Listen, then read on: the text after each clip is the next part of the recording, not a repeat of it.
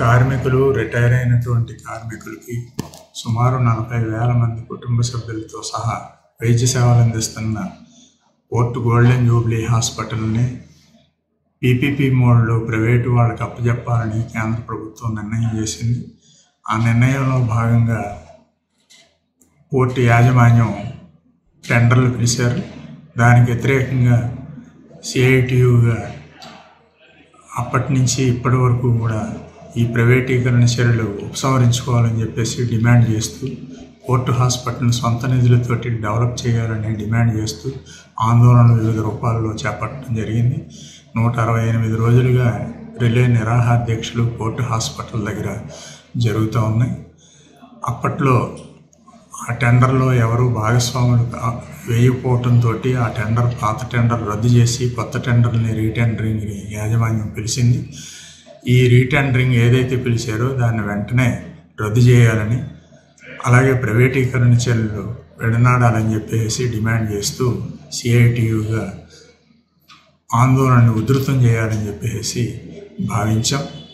దాంట్లో భాగంగానే రేపటి నుంచి పోర్టులో వివిధ సెక్షన్స్ డిపార్ట్మెంట్లలో కార్మికుల్ని చైతన్యవంతం చేయడానికి గ్రూప్ మీటింగులు, గేట్ మీటింగులు నిర్వహించాలని, కార్మికులు నివాసం ఉంటున్న ప్రాంతాల్లో కూడా నిరసన కార్యక్రమాలు చేపట్టాలని, అలాగే ఈ నెల 24 నుంచి 28 వరకు పోర్టులో నిరసన బ్యాడ్జీలు ధరించి, నల్ల బ్యాడ్జీలు ధరించి విధులకి హాజరవ్వాలని చెప్పేసి నిరసన తెలియజేయాలని చెప్పి ఏప్రిల్ 9వ తారీఖున చెలో ఏఓబి అడ్మినిస్ట్రేషన్ బిల్డింగ్ కార్యక్రమం చేపట్టాలని, వేలాది మందితో దగ్గర సేకరించిన సంతకాలు తోటి మాస్ రిప్రజెంటేషన్ చైర్మన్ గారికి సమర్పించాలని చెప్పేసి కూడా మేము భావించడం జరిగింది.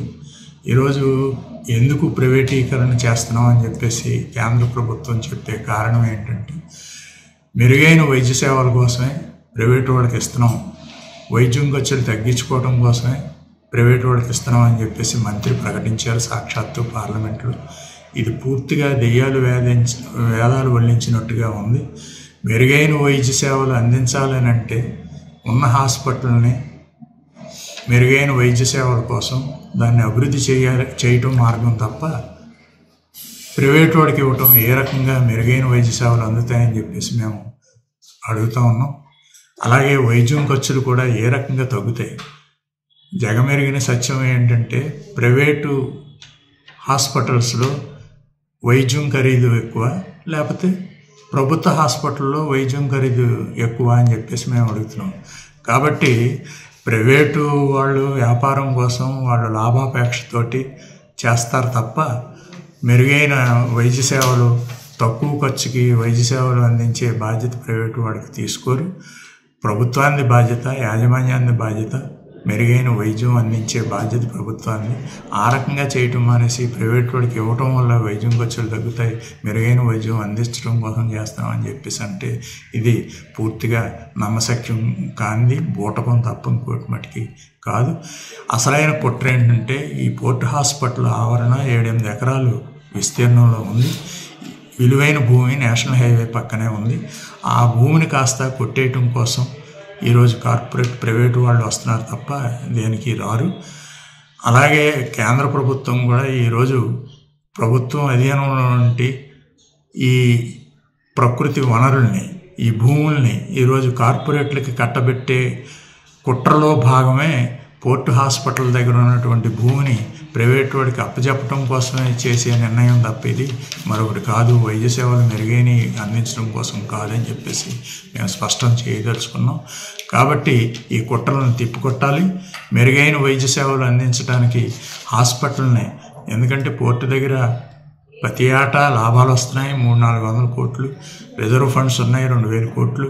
కాబట్టి ఈరోజు మెరుగైన వైద్య సేవలు అందించేలాగా అధునాతనమైన పరికరాలను సమకూర్చడం, అలాగే నైపుణ్యం కలిగినటువంటి డాక్టర్లని ఏర్పాటు చేయటం, సిబ్బందిని సమకూర్చుకోవటం, ఆ రకంగా నాణ్యమైన మందులను సరఫరా చేయటం, ఆ రకంగా మెరుగైన వైద్య సేవలు అందించే చర్యలు పోర్టు సొంత నిధులతోటి చేపట్టి అభివృద్ధి చేయాలని చెప్పేసి డిమాండ్ చేస్తున్నాం. ప్రైవేటీకరణ చర్యలు వెంటనే ఆపాలని చెప్పేసి డిమాండ్ చేస్తున్నాం. లేనట్లయితే ఈ ఉద్యమాన్ని మరింత అందరినీ కలుపుకుని ఉధృతం చేయాలని చెప్పేసి మేము భావిస్తూ ఉన్నాం. మరింత ఉధృతం చేస్తామని చెప్పేసి హెచ్చరిక చేస్తున్నాం.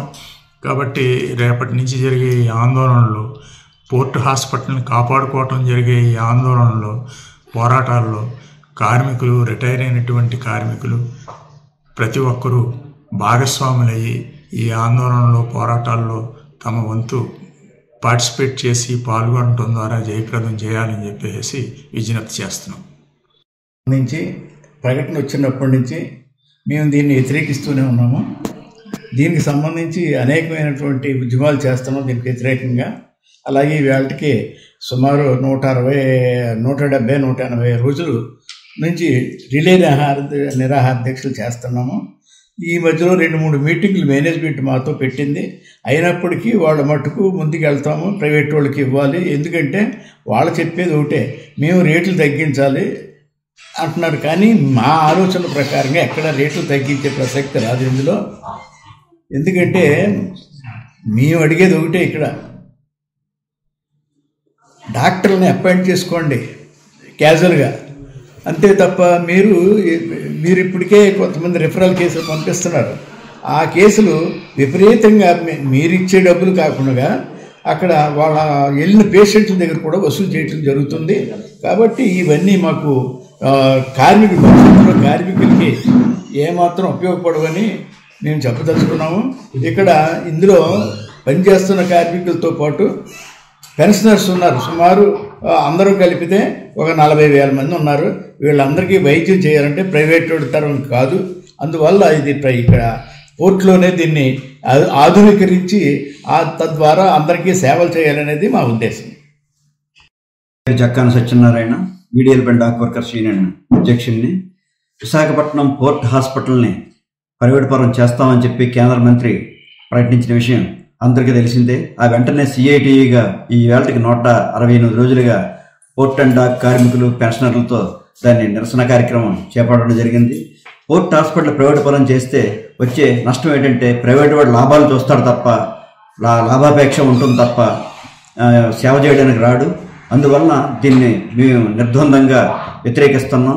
ఇప్పటికే పోర్టులో చాలా విభాగాలు పీపీపీ పద్ధతులు ఇచ్చారు. అది ఏ పరిస్థితులు ఉందో అందరికీ తెలుసు. కంట్రోలర్ ఆడిటర్ జనరల్ కూడా పోర్టుల్లో ఇచ్చినటువంటి పీపీపీ, బీఓటీ ఏవైతే ఉన్నాయో అవన్నీ విఫలమయ్యాయని చెప్పి ముట్టికాయలు వేయడం జరిగింది. అయినా అదే పద్ధతిలో ఈరోజు పోర్ట్ హాస్పిటల్ కూడా ప్రైవేట్ వాడికి ఇవ్వడానికి తలచి ఈ కేంద్ర ప్రభుత్వం ముందుకు అడుగులు వేస్తుంది. దీన్ని మేము ఖండిస్తున్నాం. పోర్ట్ హాస్పిటల్ని ఎట్టి పరిస్థితుల్లో మేము కాపాడుకుంటాం. 40,000 మంది పోర్టులో నిరంతరం లాభాలకి కారణమైనటువంటి ఉద్యోగులు, కార్మికులు, పెన్షనర్లు, వీళ్ళ బతుకులని ప్రైవేట్ వాడి చేతుల్లో పెడతామంటే ఎట్టి పరిస్థితుల్లో కూడా మేము అంగీకరించాం. కరోనా కాలంలో ప్రైవేట్ వాడు ఏ విధంగా అయితే దోపిడీ చేశాడో మనందరికీ తెలుసు.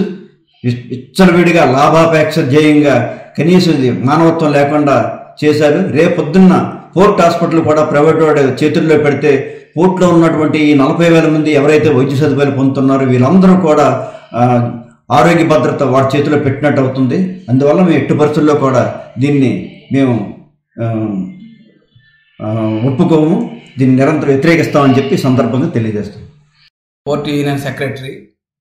విశాఖపట్నం పోర్టు హాస్పిటల్ ప్రైవేటీకరణకు వ్యతిరేకంగా గత 168 రోజుల నుంచి పోరాటం కొనసాగుతూ ఉంది. అయినా సరే కేంద్ర ప్రభుత్వం ఇటు పోర్ట్ యాజమాన్యం మొండిగా వ్యవహారం చేసి నేను హాస్పిటల్ ప్రైవేటీకరణ చేసి తీరుతామని చెప్పేసి చెప్తా ఉన్నారు. మళ్ళీ రీటెండర్కి పిలవడం జరిగారు. ఈరోజు పోర్ట్లో సుమారుగా ఈ సంవత్సరం 800 కోట్ల లాభాల్ని సంపాదించాం. అంతకుముందు 300 కోట్లు. ఆ రకంగా లాభాల్లో నడుస్తున్న పోర్ట్ హాస్పిటల్ని ఈరోజు ప్రైవేట్ పరం చేయడం అనేది చాలా దుర్మార్గమైంది. కాబట్టి 40,000 మంది ఆరోగ్యాల్ని ఈరోజు పణంగా పెడతా ఉన్నారు. మేము అడగదలుచుకున్నాం, ఈరోజు అక్కడ ఎవరైతే పనిచేస్తున్నారో వాళ్ళందరూ పనిచేశారు కాబట్టి లాభాలు వచ్చాయి. ఈరోజు విశాఖపట్నం అభివృద్ధికి సంవత్సరానికి 160 కోట్ల రూపాయలు ఆస్తి పన్ను కడతా ఉన్నారు. ఆ రకంగా పన్నుల రూపంలో ఈరోజు విశాఖపట్నం అభివృద్ధికి కానీ, ఈరోజు దేశానికి కానీ, రాష్ట్రానికి కానీ అనేక రకాలుగా పన్నులు కడుతున్న, లాభాలు సంపాదిస్తున్న ఆ కార్మికులకి ఈరోజు వైద్యం అందించకుండా ప్రైవేట్ వాళ్ళకి ఇస్తానడం అసలు దుర్మార్గమైంది. దీంట్లో కుట్ర ఉంది. ఏదైతే 7 ఎకరాల భూమి ఉందో ఆ భూమిని ప్రైవేట్ వాళ్ళు దారాదత్తం చేయడం తప్ప ఇంకోటి ఏం కాదు. ప్రైవేట్ వాడు ఎవడైనా లాభాల కోసం ఆలోచిస్తాడు. ఇక్కడ అందుకనే ఈరోజు సిఐటిగా ఇప్పటికే ఆల్రెడీ కార్మికుల్ని చైతన్యం చేయడానికి చాలా సీరియస్ ప్రయత్నం చేస్తా ఉన్నాం. అందులో భాగంగా రేపటి నుంచి ఈరోజు గేట్ మీటింగ్లు, గ్రూప్ మీటింగ్లు పెట్టాలని చెప్పేసి, 24వ తేదీ నుంచి నిరసన బ్యాడ్జీలు పెట్టాలని చెప్పేసి, 1వ తారీఖు నుంచి 8వ తారీఖు వరకు అన్ని ఏరియాల్లో నిరసన తెలియజేసి ఏప్రిల్ 9వ తారీఖున ఏఓబి ఆఫీస్ దగ్గర మహాధర్నాకి పిలిపివ్వడం జరిగింది. ఇక్కడ పోర్ట్ హాస్పిటల్ని ప్రైవేటీకరణ ఆపాలని చెప్పేసి, రీటెండర్స్ రద్దు చేయాలని చెప్పేసి, ఈరోజు సొంత నిధులతోటే అభివృద్ధి చేయాలి, అలాగే అక్కడ డాక్టర్స్ని, సిబ్బందిని, పరికరాలని నియమించాలని చెప్పేసి ఈ ప్రధానమైన డిమాండ్లతో ఈ ఆందోళన కొనసాగుతూ ఉంది. కాబట్టి ఈ ఆందోళన ఉధృతం చేయడంలో కార్మికులు, ఇటు పెన్షనర్స్, ఇటు ప్రజాతంత్రవాదులు, ప్రజా సంఘాలు అందరూ పాల్గొనాలని చెప్పేసి, ఇక్కడుండే రాజకీయ పార్టీలు కూడా ఈ పోరాటానికి మద్దతు తెలియజేయాలని చెప్పేసి విజ్ఞప్తి చేస్తున్నాం. నా పేరు Ramalingeswararao, united port and dock employees union organizing secretary. ప్రధానంగా పోర్ట్ హాస్పిటల్ని ప్రైవేట్ పరం కేంద్ర ప్రభుత్వం చేస్తామని చెప్పేసి ఎప్పుడైతే నిర్ణయం తీసుకుందో ఆ రోజు నుంచి సిఐటిగా ఆందోళన కార్యక్రమాలు చేపట్టడం జరిగింది. ఈ రోజుకి 168 రోజులుగా పోర్ట్ హాస్పిటల్ వద్ద రిలే నిరాహార దీక్షలు జరుగుతూ ఉన్నాయి. అయితే ఈ దీక్షల సందర్భంగా యాజమాన్యం గత టెండర్ని, హాస్పిటల్ని ఏదైతే ప్రైవేట్ పరం చేద్దామని అనుకుందో ఆ టెండర్ని రద్దు చేయడం జరిగింది. మళ్ళీ ఇటీవల కాలంలో 3వ తారీఖున టెండర్ని మళ్ళీ పిలవడం జరిగింది. దాన్ని ఏప్రిల్ 21వ తారీఖున ఓపెన్ చేయడానికి ప్రయత్నం చేస్తూ ఉన్నారు. ఈ సందర్భంగా సిఐటియు ఏదైతే పోర్ట్ హాస్పిటల్ ప్రైవేట్ పరం చేయాలని చూస్తూ ఉన్నారో ఆ విధానాన్ని వ్యతిరేకిస్తూ కార్మికుల్లోకి ఈ పోరాటాన్ని ఉధృతం చేయాలని చెప్పేసి నిర్ణయం తీసుకుంది. ఆ నిర్ణయంలో భాగంగానే రేపటి నుంచి వివిధ సెక్షన్లో గేట్ మీటింగ్లు కానీ, అలాగే వచ్చే వారంలో నల్ల బ్యాడ్జీల ధారణ కానీ, అలాగే కింద వరకు కూడా ఎక్కడైతే పోర్టు హాస్పిటల్ ఉపయోగించుకున్న ప్రతి ఒక్కరిని కలిసి ఈ ఉద్యమంలో భాగస్వామ్యం చేయాలని చెప్పేసి ఉద్దేశంతో ఏరియాలో కూడా మీటింగ్లు పెట్టి నిరసన కార్యక్రమాలు చేపట్టాలని చెప్పేసి నిర్ణయం తీసుకోవడం జరిగింది. అలాగే కంక్లూజన్గా ఏప్రిల్ 9వ తారీఖున పెద్ద ఎత్తున ఏఓబి వద్ద మహాధర్నా నిర్వహించి కార్మికుల వద్ద నుంచి సేకరించినటువంటి సంతకాల సేకరణ మెమోరాండం అనే చైర్మన్ గారికి ఇచ్చి పోర్ట్ హాస్పిటల్ ప్రైవేట్ పరం చేయొద్దు, మా పోర్టు సొంత నిధులతోనే అభివృద్ధి చేయాలని చెప్పేసి డిమాండ్ చేయాలని సిఐటి భావిస్తూ ఉంది.